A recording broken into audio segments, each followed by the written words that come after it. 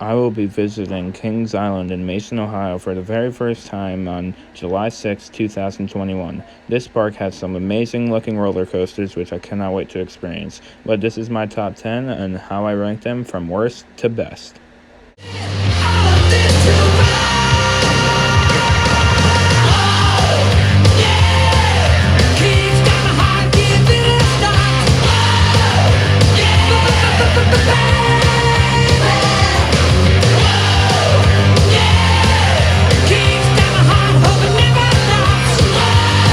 Coming in at the number 10 spot, we have Vertigo. This ride looks like it'll be pretty rough, but I've heard it isn't too bad, and it's also one of the few inverted boomerangs left, but either way, it won't be anything great, but it's so cool that it's going to be a pretty unique credit to get nowadays.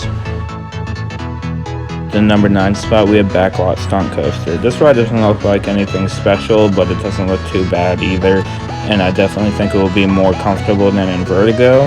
So I have this over in Vertigo simply for that reason. At number 8, we have the Racer. Now this ride I definitely think will be much better than I'm going to expect, considering it just got a completely new retracking for the first half of the ride by Gravity Group. But as of now, I think it will be my number 8, but I definitely think it will change.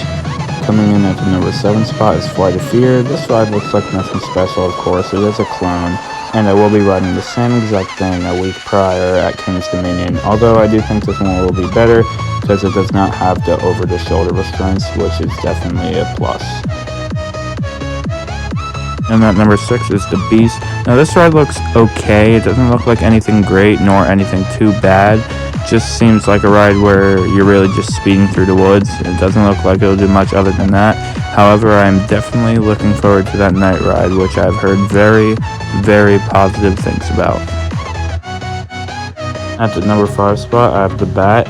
The Bat looks like a very fun ride, and it honestly does look better than the Beast for me, just because of those whippy turns. I feel like it'll be much more forceful and much more of my type of ride, hence why I have it over the Beast. At the number 4 spot is Banshee, the park's B&M invert. This ride looks absolutely great, and I definitely do think it has a shot at being my number 1 invert, though I am riding Alpengeist in a couple of weeks, and I have ridden Montu, so it definitely does have some competition. Other than that, this ride looks absolutely great. It has some awesome inversions, including a Batwing. But the only downside to this ride, I would say, is probably going to be the vest restraints, but other than that, it looks great, as well as not having a mid-course brake run. At the number 3 spot, I have the Parks B&M Hyper Diamondback. I also think this ride has a chance at being my favorite B&M Hyper, but I feel like Mako will hold up, considering Mako is much newer and does not have a rattle that I hear Diamondback tends to have.